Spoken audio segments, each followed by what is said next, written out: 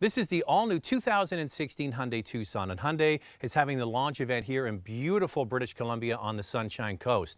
Now, this vehicle has grown in size. The Tucson has always been a great product, but was a little bit small, and now they've made it bigger to compete with the RAV4, the CR-V, the Escape, you name it. There's literally dozens of small crossovers and SUVs. The vehicle is wider by 3 centimeters. The wheelbase is longer by 3 centimeters. They made it 1 centimeter lower.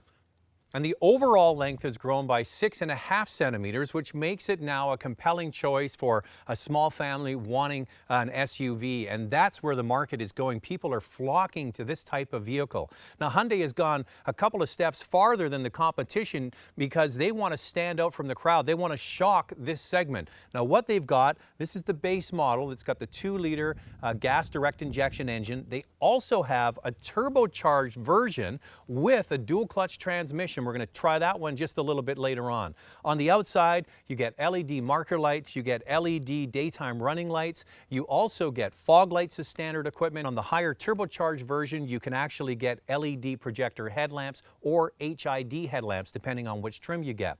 The standard wheel, the one you see here, is 17-inch alloy wheels, and if you get the turbo, you get 19-inch alloy wheels. Around the back, you'll notice there's dual exhaust off to one side. Really looks quite smart. That's only on the turbo version.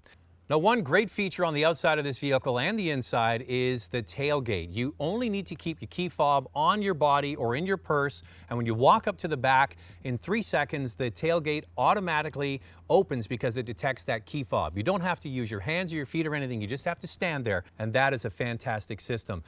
Now, the base model comes with a nice feature. That's a backup camera and Bluetooth connectivity. If you want to get the big 8-inch screen that you see here, you need to get the top trim on the 2-liter gas or the top 2 levels of the turbo version. So that's a nice size screen. You also get a screen in the middle of the instrument cluster for quick information. Now, here's some of the features you can get in this vehicle which make it stand out from much of the competition. Leather wrapped steering wheel that can also come as a heated steering wheel. Heated front seats, of course, important for Canada, but on a hot day, ventilated seats on the top trim level. Heated rear seats are also available in this Tucson, and this massive panoramic sunroof.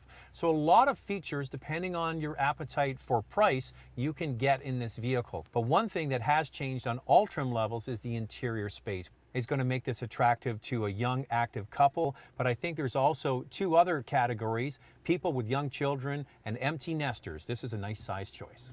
It's got 164 horsepower and 151 foot-pounds of torque with a 6-speed automatic transmission that does a very good job of being in the right gear most of the times, and it's very smooth. It's smoother actually than the turbo I'm just about to drive. And the other thing about this vehicle, even though it's longer, it's bigger, and it's just slightly heavier than the old outgoing Tucson, it actually has a 3% improvement in fuel economy. The body on all models is 48% more rigid, which makes it feel much more substantial. It has a quality feel, great ride on the road, and with the longer wheelbase definitely feels planted as well. So I think that they've done a fantastic job of making this. All right, now we're driving the turbo, and there is a big difference in torque especially. Horsepower from this 1.6-liter turbocharged engine is 175 horsepower, but torque is 195 pound-feet. And the nice thing about the torque comes on at 1,500 RPM all the way to 4,500 RPM. So that's the meat of the driving range that most people are driving in. So that's all good stuff. On top of that, this new Tucson with the turbo gets a dual clutch transmission, 7 gears. It's an in-house unit, and it's done a pretty good job here today. I find it best when it's up at speed. At low speeds, because really a dual clutch transmission is really a manual transmission that's automatically controlled. Every once in a while, it confuses itself a little bit. What gear does it want to be in?